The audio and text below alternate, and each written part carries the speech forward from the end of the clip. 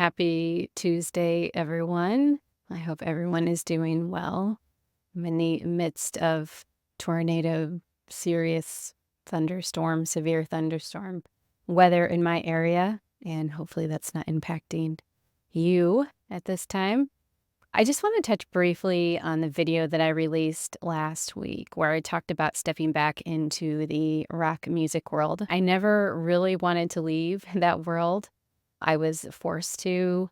There were reasons that I took a step back from promotions and journalism, but I started a podcast about females in the music industry in order to continue my work. And those episodes are still available wherever you listen to podcasts. And of course, I'll put a link in the description so you can check them out if you would like. I'm really proud of the work that I did on that podcast, but it became quickly unsustainable as I was experiencing health issues. So I had no choice but to quickly step away, and I needed to delve into something else. I felt drawn to something else, especially after the dense energy that I had experienced in that world and how it had affected me. So I had to go on a journey before I could circle back. And what I found is a renewed understanding and focus. Musicians are some of the most spiritually connected people that I've ever met in my journey. They often say what comes from them does not feel like it is from them. I believe they are all channeling, even if they are not aware of it, because you can't have an intimate relationship with sound without connecting it to something greater, because sound is the source of all creation, or at least connected to the source of all creation. I've had more late-night conversations with musicians about metaphysics than anyone else I've ever met, so they are some of the deepest people that I've ever encountered, I would say. And I've never felt more emotionally connected to strangers than at a concert. It has the ability to pull people together, again, because of our source connection to sound, and some of the greatest relationships I've ever formed have been because of a connection that I have formed through live music, or through music in general. I'm excited to explore that realm again with deeper understanding due to the work that I've been doing over the last 5 or so years. And I have said in the past that you have to be careful with what you consume, and I very much believe that, from the food you eat to what you listen to. And in the early days of this work, I even created a course about creating a daily soundscape to protect what you are exposed to. Let me know if you're interested in that. I could bring that out again. It's not widely available at this point, but it is something that I could put out there again because I do think it's valuable, especially in the early portion of a healing journey. It would be something that you can easily use to just protect your energy and protect what you are exposed to, protect how you feel. So I very much believe in that work, but it's my earlier work and not something that I rely on as much now. But I think what I've discovered that might be more important is doing the work to understand your consciousness, increasing your awareness, increasing your intuition, and the ability to observe what you experience. Because it's within that I believe that you'll find true freedom. It's much harder to sell to a person who has a heightened intuition and awareness.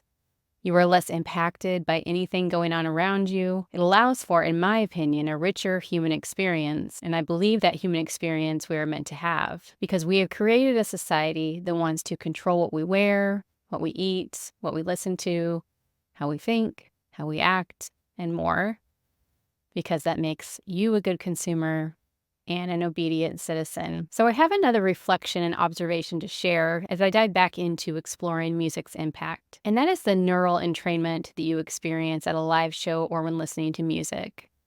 So any repetitive beat has the ability to entrain your brain. I've discussed how this happens with shamanic drumming, of course, but it's also seen in other types of music, especially a genre like EDM, but also other music. Anytime your brain is experiencing repetitive beats, it can be entrained. You're probably not all that aware that it is happening. Music events and music in general can also induce altered states of consciousness through those repetitive beats. This is exactly how shamanic drumming works. So first you hear the sound, which might have a certain rhythm or beat. Your brainwaves start to change their rhythm to match the rhythm of the sound.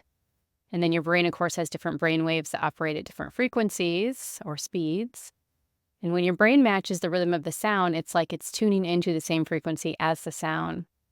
So when you listen to repetitive music, your brain can more easily sync its brainwaves to the beat. This can help you reach certain brainwave states like being focused or relaxed. Even if the music is not repetitive, your brain can still sync up. However, it's not going to be as strong or consistent as with repetitive music.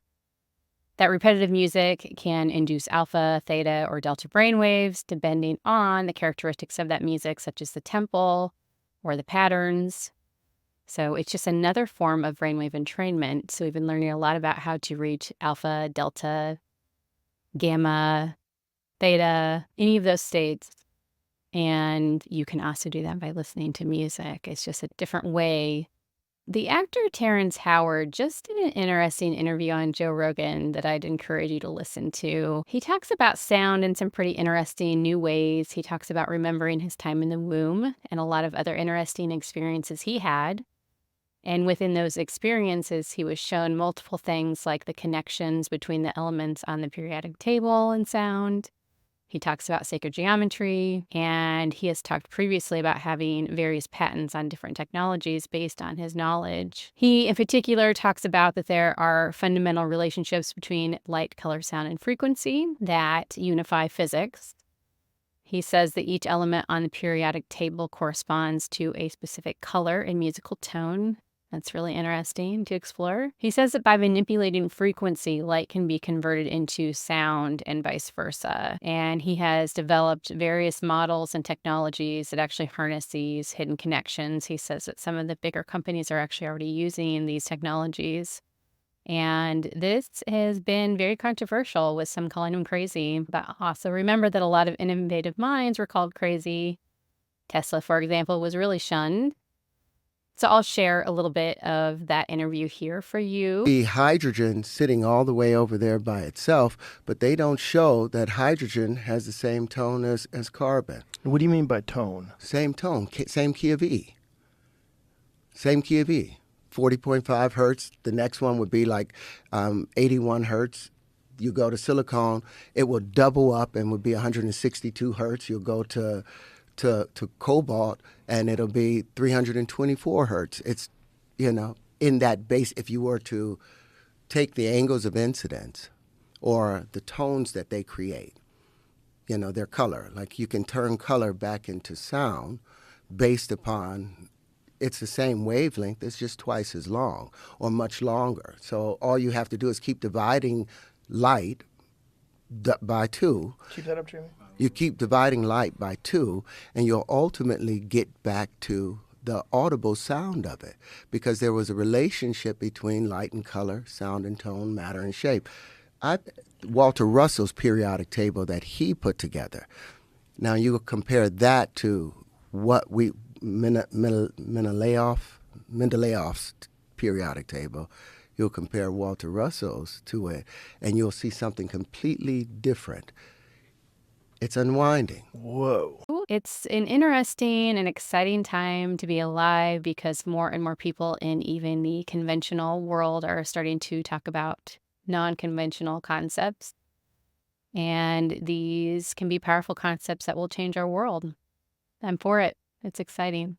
And reflecting back on Terrence's interview as well, and my journey in integrating multiple worlds in my life, he and Rogan also talked about the beauty of humanhood and having vices, and that creation comes from the human experience, often the troubled experience of being human. That's where a lot of creation comes from.